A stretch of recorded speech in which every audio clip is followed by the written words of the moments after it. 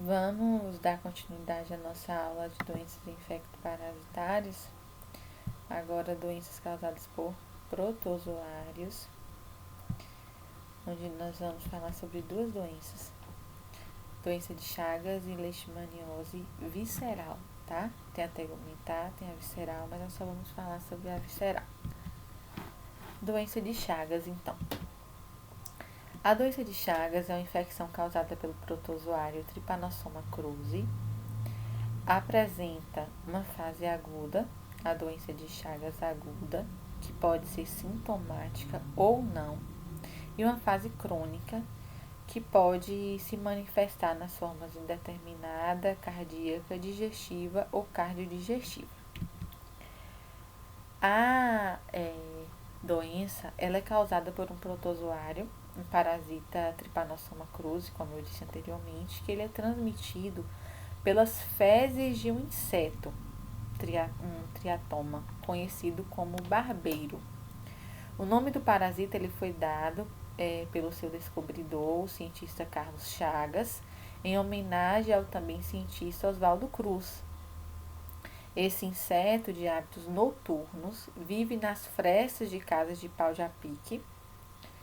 a pique, ninhos de pássaro, tocas de animais, cascas de troncos de árvores e embaixo de pedras. A doença de Chagas ela pode apresentar diversos sintomas distintos nas duas fases que se apresenta, na fase tanto aguda quanto na crônica. Na fase aguda, que é a mais leve, a pessoa pode apresentar sintomas moderados ou até mesmo não sentir nada. Essa fase aguda, os principais sintomas é febre prolongada, mais de 7 dias, dor de cabeça, uma fraqueza intensa, inchaço no rosto, nas pernas.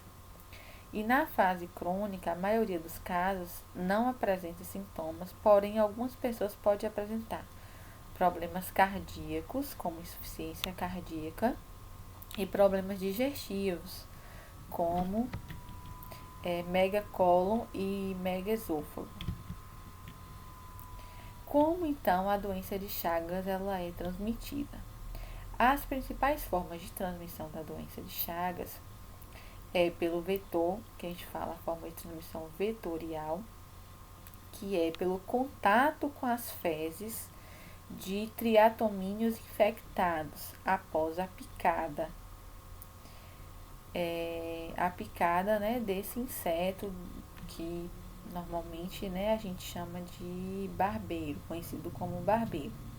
Então, uma coisa importante de se colocar aqui: a doença de Chagas não se transmite pela picada do barbeiro, e sim quando as fezes contaminadas pelo Trypanosoma cruzi penetram no orifício da picada do inseto, tá? Então, esse inseto ele pica e aí as fezes dele contaminadas acabam entrando nesse orifíciozinho que ele picou e aí a pessoa acaba adquirindo, né, a doença de Chagas. Então, não é simplesmente a picada do inseto, é o contato com as fezes do inseto. O inseto, ele se infecta com o parasita quando suga o sangue de um animal contaminado, gambás ou pequenos roedores. E a transmissão ocorre quando a pessoa coça o local da picada e as fezes eliminadas pelo barbeiro penetram pelo orifício que ali deixou. Então, esse inseto ele acaba adquirindo um parasita dentro dele, né, através de quando ele suga o sangue de um animal, normalmente gambás ou pequenos roedores, e aí ele vai transmitir para o humano, né, onde ele pica a pessoa e ali ele elimina as suas fezes. E aí, quando essas fezes entram em contato com esse orifício e penetram na pele, a pessoa adquire a doença de Chagas. Pode ter também o contato oral pela ingestão de alimentos contaminados. Existem relatos, né, como a ingestão de caldo de cana ou com pessoas que comeram açaí moído. O contato vertical, que ocorre passagem de parasitas das mulheres infectadas para os seus bebês durante a gravidez ou parto. Também por meio de transfusão de sangue ou transplante de órgãos. Ou acidental, pelo contato da ferida ou de mucosas com material contaminado durante a manipulação em laboratório ou manipulação de caça. Período de incubação da doença. A transmissão vetorial é de 4 a 15 dias. A transmissão por transfusão de sangue ou transplante é de 30 a 40 dias.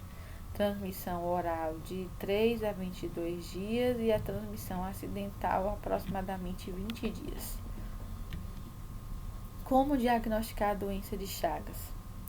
Na fase aguda da doença de Chagas, o diagnóstico se baseia na presença de uma febre prolongada, mais de 7 dias, e outros sinais e sintomas sugestivos da doença, como uma fraqueza intensa, inchaço no rosto e nas pernas, e na presença de fatores epidemiológicos compatíveis com a ocorrência de surtos. E já na fase crônica, a suspeita diagnóstica é baseada nos achados clínicos na história epidemiológica, porém ressalta-se que parte dos casos não apresentam sintomas, devendo ser considerados os seguintes contextos de riscos e vulnerabilidade. A questão da residência, né? A residência ter risco para o barbeiro, ter ali o reservatório do barbeiro, ter realizado a transfusão de sangue antes de 1992, provavelmente porque antes, né, não se faziam tantos exames como hoje para a realização de transfusão, e ter familiares ou pessoas do convívio habitual ou da rede social que tenham sido diagnosticados com a doença de Chagas, em especial ser filho de mãe com infecção comprovada. Qual é o tratamento? O remédio é chamado benzinidazol. Ele é fornecido pelo Ministério da Saúde e é solicitado, né, pela Secretaria Estadual de Saúde. Ele vem de forma gratuita, né, pelo SUS. O Nifurtimox, ele é utilizado como forma alternativa do tratamento. Uma outra doença que nós vamos ver, e a última da aula de hoje, é a leishmaniose visceral. Uma outra doença muito importante e que a gente vê muito, não que a gente vê muito, mas que é muito importante a gente saber e que a gente tem contato com diversos fatores relacionados a essa doença, né, na saúde coletiva. O que é a leishmaniose visceral, então?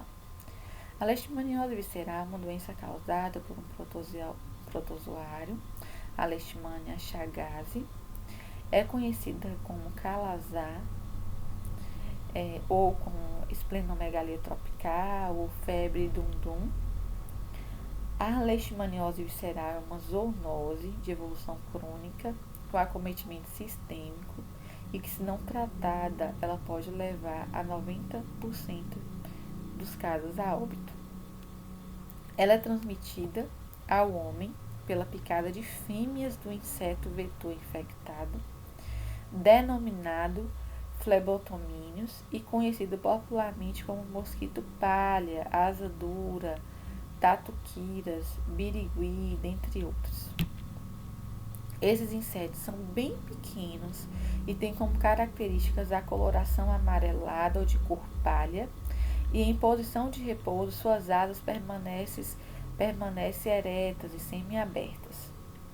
O ciclo biológico do vetor ocorre no ambiente terrestre e passa por 4 fases: o ovo, a larva, a pupa e o adulto. Desenvolve-se em locais úmidos, sobreados e ricos em matérias orgânicas.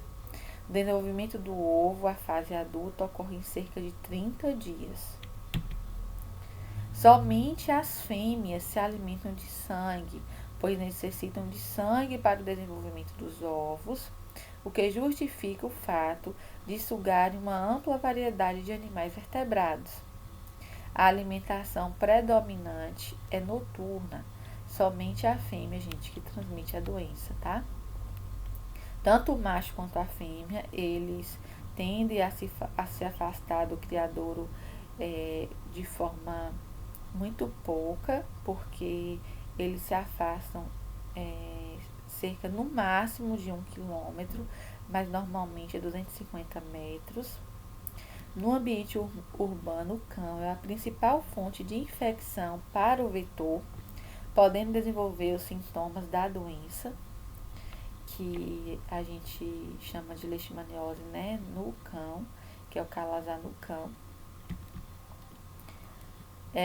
Como que a leishmaniose visceral é transmitida? A leishmaniose visceral é transmitida por meio da picada de insetos, conhecidos, né, como mosquito palha, asa dura, como já falei esses nomes. Ela é transmitida, a transmissão acontece quando fêmeas infectadas, elas picam cães ou outros animais infectados e depois picam o homem, transmitindo protozoários Leishmania chagas, causador da leishmaniose visceral. Aqui está o ciclo, tá? Elas picam o cachorro, aí o cachorro contaminado, um outro mosquito pica o cachorro e acaba transmitindo o protozoário para o humano. O cachorro, gente, ele não é o vilão. Ele não transmite a doença para outro cachorro, né? Ele mesmo transmitir, não. Ele não transmite a doença para o humano, o cachorro tendo contato com o humano. Precisa do vetor, que é esse mosquito, né? O mosquito palha, que ele que precisa picar o cachorro contaminado e picar o humano para transmitir a doença. Os sintomas da leishmaniose: febre de longa duração, aumento do fígado, do baço, perda de peso, fraqueza, redução da força muscular, anemia. O diagnóstico normalmente é feito por algumas técnicas imunológicas e parasitológicas, são exames bem complexos. O tratamento tem uma medicação que chama antimonial pentavalente. Eu já acompanhei um paciente no hospital de Tremedal que fez o tratamento. Pode ser feito tanto intramuscular quanto injetável. E o incrível é que normalmente é um longo período de tempo, se eu não me engano eram 30 dias. Todos os dias esse paciente tinha que tomar esse medicamento na veia e ficava lá, né? Todos os dias, no mesmo horário, ele tomava esse medicamento. Esse medicamento vinha pela Díris, né? Ficava armazenado lá na geladeira, tipo umas ampolas. E aí a gente administrava nesse paciente durante, se eu não me engano, foi 28 ou 30 dias. É um tratamento longo, mas um tratamento de extrema necessidade.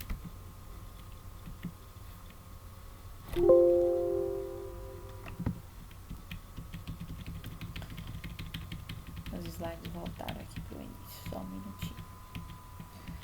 Importante, né, que o cão, ele é o principal reservatório do parasita em área urbana. Então, sendo assim, ele é uma fonte onde o vetor, ele pica o cão e pica o humano. Nesse caso, se recomenda quando o cão está contaminado, ele deu positivo.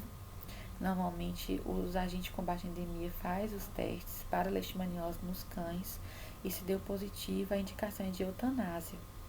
Então, existe a eutanásia nos cães para evitar uma maior contaminação e risco para os humanos, né? Não que o cachorro transmita, mas que ele, por estar positivo, né, esse mosquito palha pode picar o cachorro e acabar transmitindo para um humano. Muito obrigada pela atenção de vocês. Qualquer coisa, estou à disposição para maiores dúvidas e esclarecimentos, tá?